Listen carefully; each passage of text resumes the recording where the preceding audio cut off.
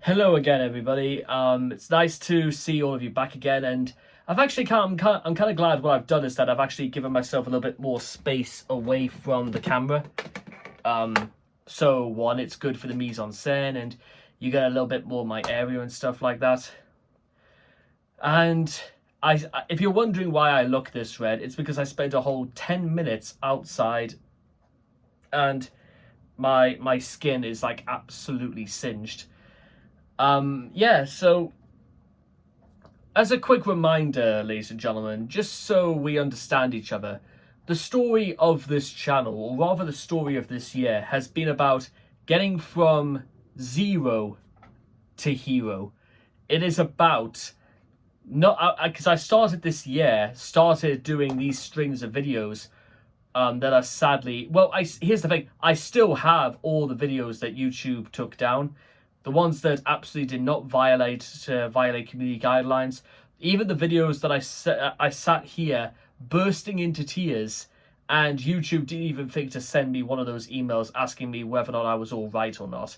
There was no kind of like safeguarding thing in place, even for when, because there were videos I did where I was very distressed, and YouTube, well, they frankly could not give a shit.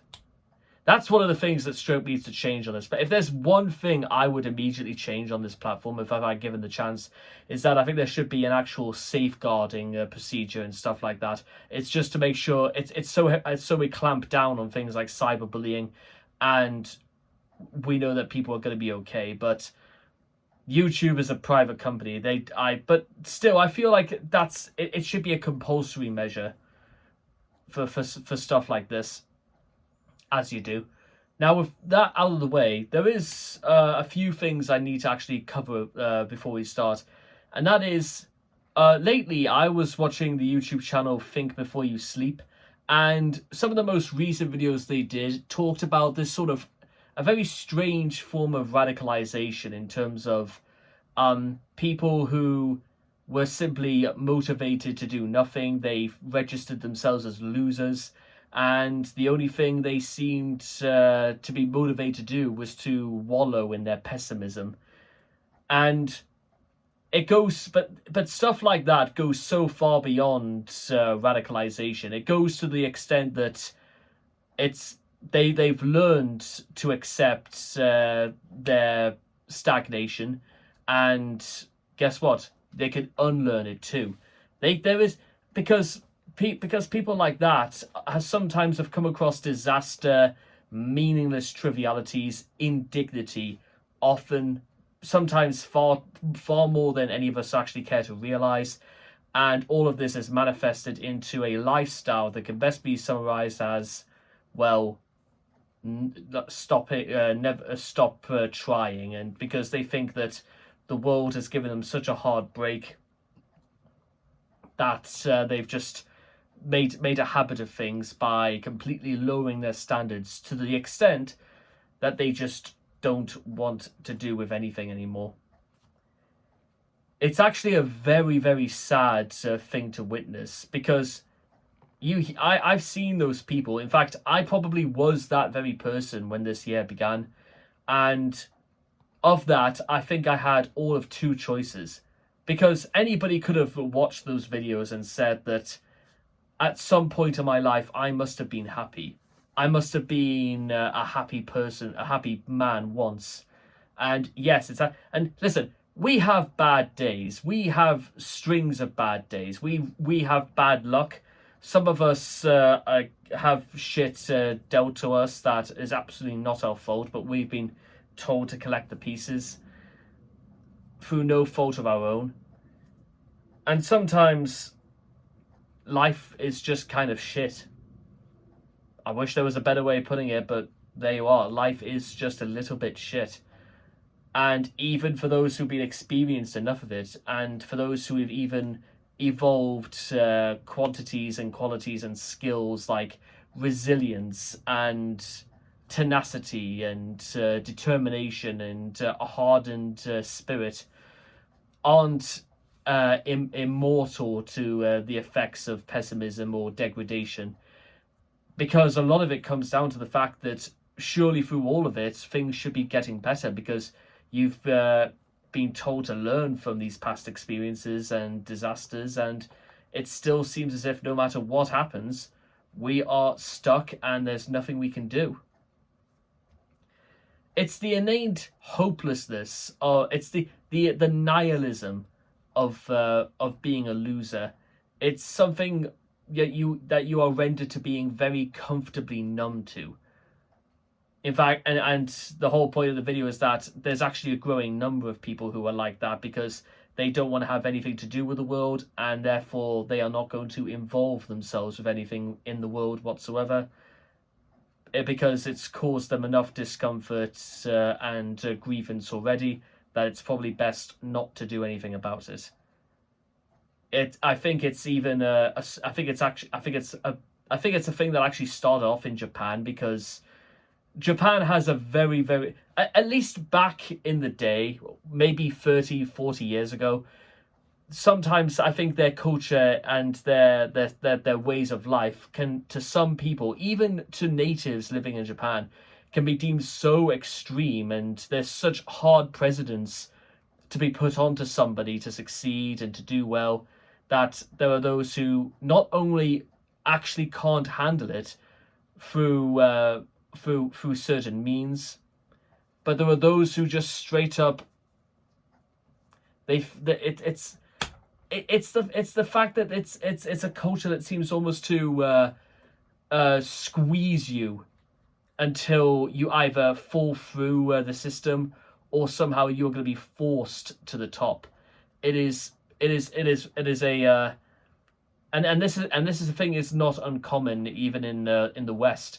I think it is it's what I like to call coming up for air syndrome. It's where literally apparently the very best will rise, and only they will be the ones who actually get to taste a little bit of the open air, to see the real world and to be a part. It's like that, but then there are those who are forced to the bottom, and the only reason they could be at the bottom is because the others are up there.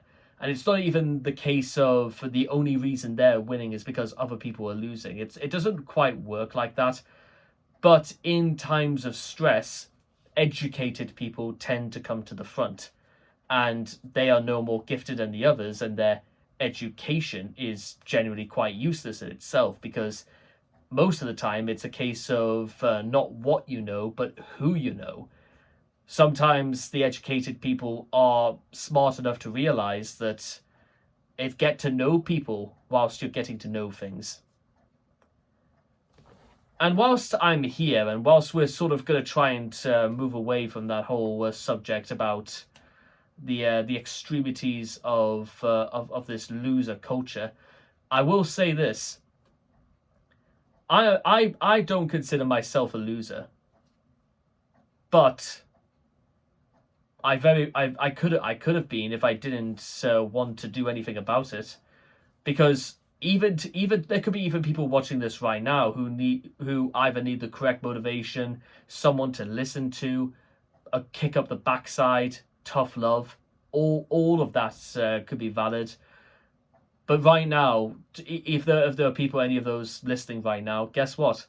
I'm 27, never had a girlfriend, probably not really intending to, probably not even really intending on having children the more I think about it.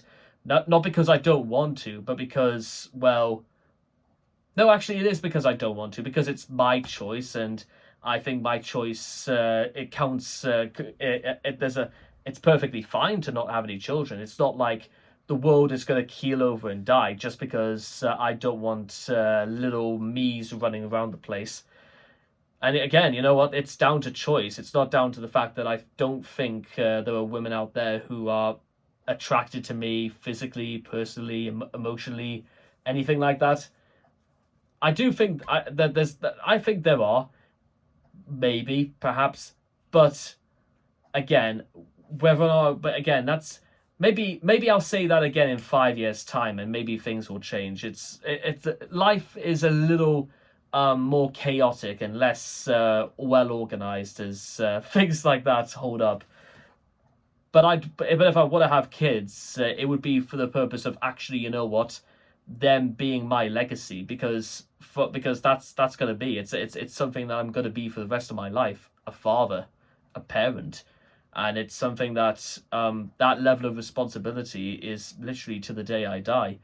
It's the sort of thing that people aren't quite prepared for, and it's the sort of thing that really will take people by surprise. Either way, at least will be my choice, and my significant other, about if that sort of thing ever came to being. And maybe my position and stance will change in the next couple of years and stuff like that. But anyway, as I said before, to so-called losers, I'll just say this. Right now, you are still losers. But only in your mind are you a loser. And if we're really going to be talking about the idea of losers, and what about all the people out there in the rest of the world who live in third world countries, who don't have enough to drink, don't have enough to eat, don't have anywhere safe to sleep at night, people who feel as if they're constantly on the run from shell gun fire. I think they're in a slightly more precarious and dangerous situation than some of the people who highlight the struggles about being a loser. There's just that to think about for what that's worth. But it's a good cure for self-pity to make you realize that there are far worse things happening to far less deserving people, to that kind of torture, than thinking that you've just been pushed through the system just because people have said no to you. People say no to me as well, Hundreds of people have said no to me. Sometimes even before they've had the chance to know me, they automatically say no. Hasn't stopped me before, and it's not going to stop me either. And that's the thing. I stopped calling myself a loser and actually realized, you know what? I've got far more to give, far more to do, far more to prove than I'll ever give myself credit for. So I started giving myself credit, and you know what? That's it's a part of where we are right now. Believe it or not. So if there's one thing to take away from all of this, is that, you know what? If ever there was a time to actually start working again to prove once and for all that you are not a loser, then you know what? You might want to stick around, because guess what? The world is as you see it, not what other people have chose to make it. Take control of the things you can take control of, because guess what? The one thing you absolutely can stop and absolutely can set right is what goes on in here. Because what's the alternative? Sit stagnant and wait to finally die, because inactivity is your sole occupation, your sole destiny in life. Is that really what you want? I don't really think you want that. I don't really. I couldn't remember any other point before I was 16 did I stop and thought the idea of I want to just lay in bed for the rest of my life. Because you know what? Life is too short, it's too precious, and there's still far too much to do. Not just for yourselves, but for other people. And again, if you're still unconvinced after all that, well, you know what? Even if you are going to try again, don't play at trying again. Actually learn from what happened last time and adjust yourself to the cause. Because some people would say, you know what, pull your finger out, you know what, stop all your whining, or otherwise you're out. What I'm saying to you guys is to stop and give up. Don't fight it, accept it, especially if you don't want to change. Because when that change comes in, be prepared to work bloody hard. And you know what? I had to drag myself out of the gutter for the exact same reasons. Because you know what? When this year began, I was, quite frankly, at the lowest point of my entire life, and probably for the life that is to come. And ever since then, I dragged myself kicking and screaming out of the gutter. Because it was either that, or I probably wouldn't be here right now. That's the reality of this. So if ever there was a time to actually start believing in yourself, that's probably the good point. or any other point I've raised during this. But you know what? It's not up to me to start telling what people can and cannot be doing or how to live their lives. I'm just trying to say, from somebody who also thinks that the world at times is sometimes a cold and a very, very cruel place. But there are moments when the world isn't a cold and cruel place. There are days where I just have a bad day. Some days are better, some days are worse. But right now, ladies and gentlemen, there is work to be done. There is always more work.